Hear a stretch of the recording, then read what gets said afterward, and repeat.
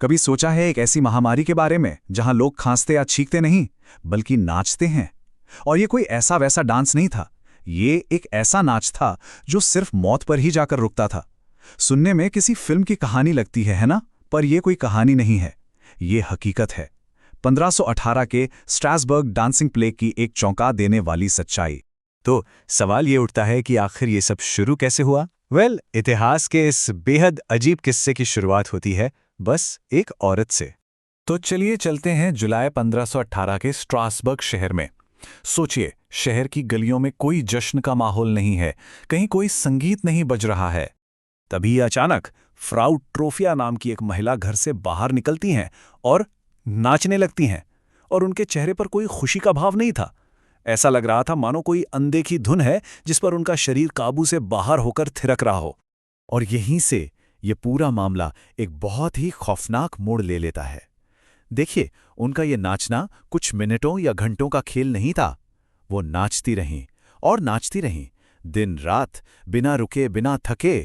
अब जो चीज़ शुरुआत में सिर्फ एक इंसान का अजीब सा बर्ताव लग रही थी, वो देखते देखते एक संक्रामक जुनून में बदल गई।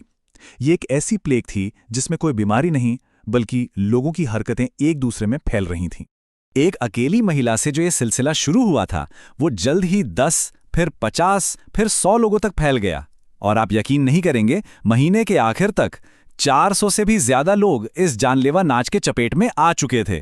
जरा इस टाइमलाइन पर एक नजर डालते हैं। ये जुनून किसी जंगल की आग की तरह फैला था। देखिए, जुलाई में फ्राउ ट्रोफिया ने अकेले नाचना शुरू किया।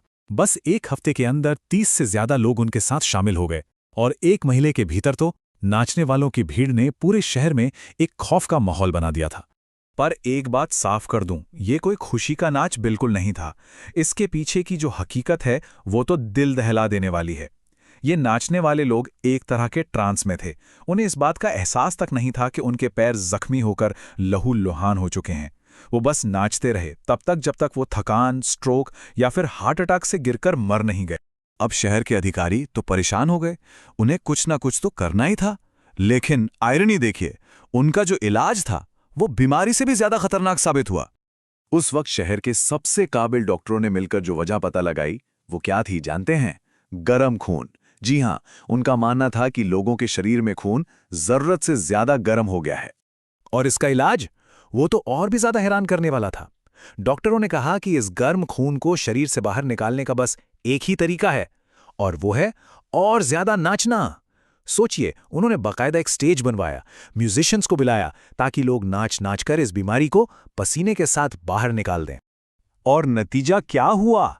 एक बहुत बड़ी तबाही। उस संगीत और स्टेज ने तो आग में घी का काम किया। इस जुनून की आग और भड़क उठी, और देखते ही देखते मौत का ये नाच और भी तेजी से पूरे शहर में फैल गया। तो अब सबसे बड़ा सवाल यही है कि आखिर स्ट्रासबर्ग में हो क्या रहा था? क्या ये कोई श्राप था, कोई अनजान बीमारी, या फिर कुछ और?